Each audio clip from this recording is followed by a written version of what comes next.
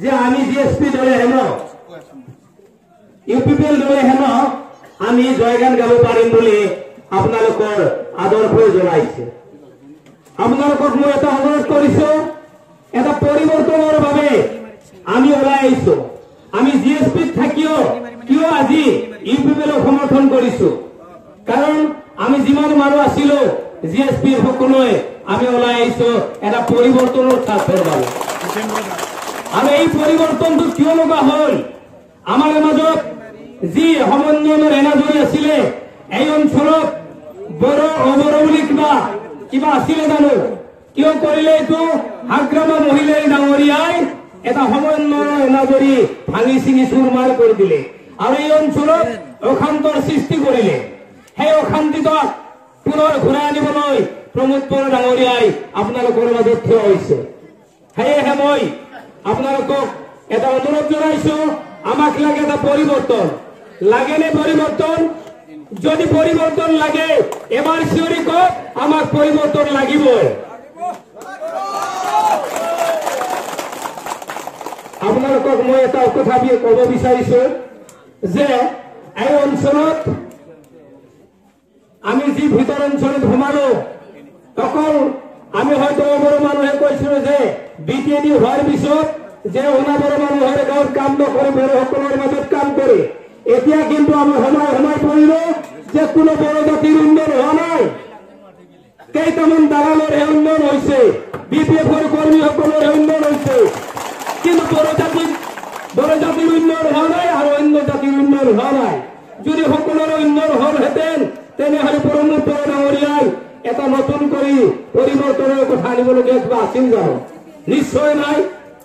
গতিকে পৰিৱৰ্তন অকল আমি ভাবি আছিলো যিটো নহয়, আমাক কৰি বড়োসকল বেছি পৰিৱৰ্তন হোৱা নাই।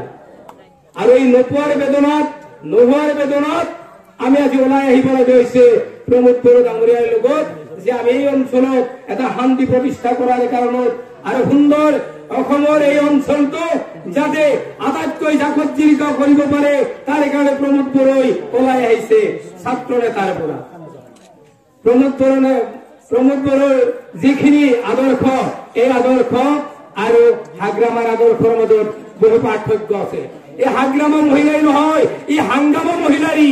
ইয়াত হাংগামাৰ সৃষ্টিহে কৰিছে, মানুহৰ মাজত হাংগামা কৰি দিছে, অবড়োৰ সৃষ্টি কৰি দিছে।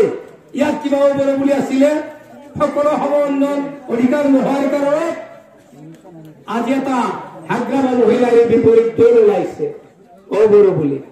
কিন্তু সেই অবড়োসকলক সৃষ্টি প্ৰমোদ বড়ো ডাঙৰীয়াই কি কৰিছে?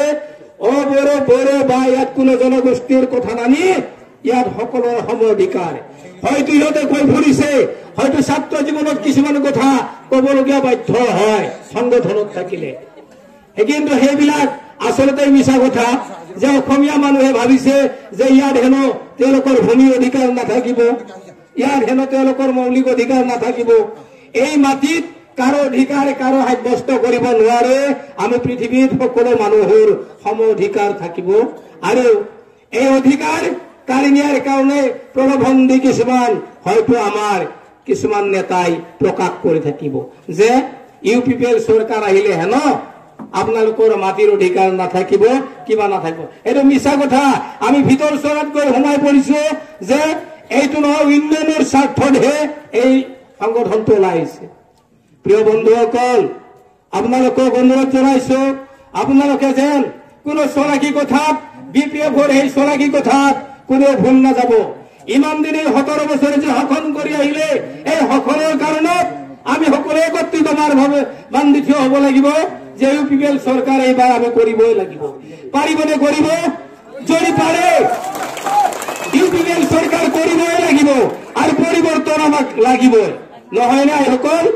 পৰিৱৰ্তন লাগিবই আৰু পৰিৱৰ্তন কৰিহে এই ভাৰতবৰ্ষৰ এই অঞ্চলটো আমি যেন সুন্দৰ প্ৰতিষ্ঠা কৰিব পাৰো, স্বৰ্গৰাজ্যৰ দৰে যেন সকলোৱে শান্তিৰে বসবাস কৰি থাকিব পাৰো।